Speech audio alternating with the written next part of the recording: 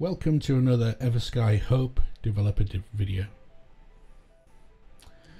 So this week I wanted to show you a few things from the last video that I've been working on to complete.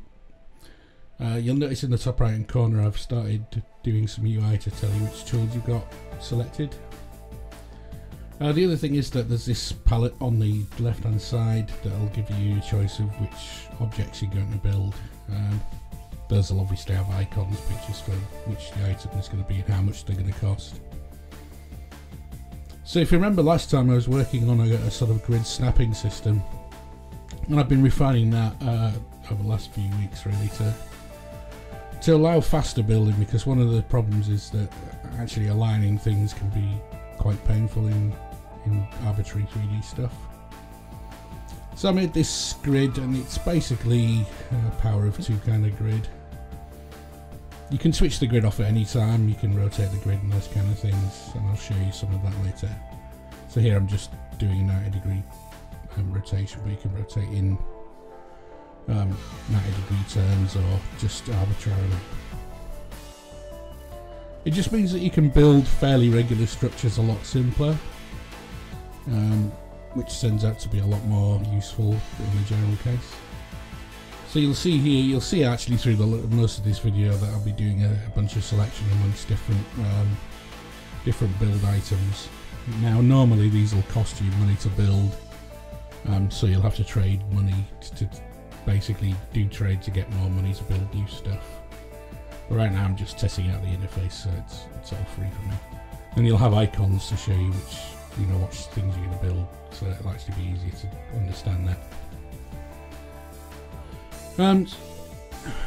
So really this is just to show you the kind of things that will be in the build. Now obviously there's some Z fighting in there because these objects aren't meant to necessarily stick next to each other.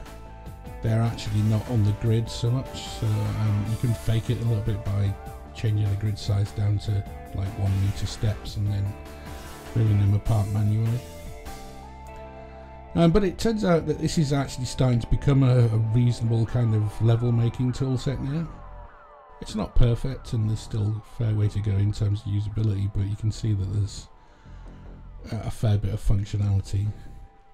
One thing I'll show you right at the end is that you can undo everything, so it's still relatively usable so far.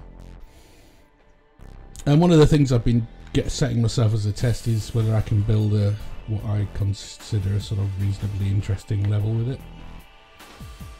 And it's starting to get there. I think the main thing is that a lot of these, you gotta remember, these art assets are all programmer art, so none of it's actually as you would see in the game when the sort of artists get onto building the substructure and things.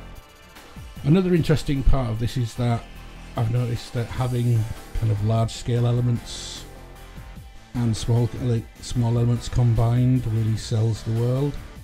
You'll see some of that later on when I add some cardboard boxes and barrels and things.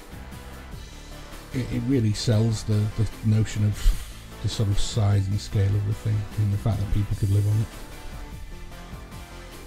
So I'm going to speed the video up now just because there's quite a lot to get through and I don't really want to sort of talk over the top of it necessarily. The thing to watch out for is that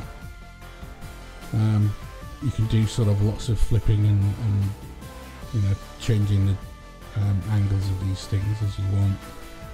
And I'll slow it down later on when I'm going to place the sort of objects, just so you can get a little bit of a feel for that.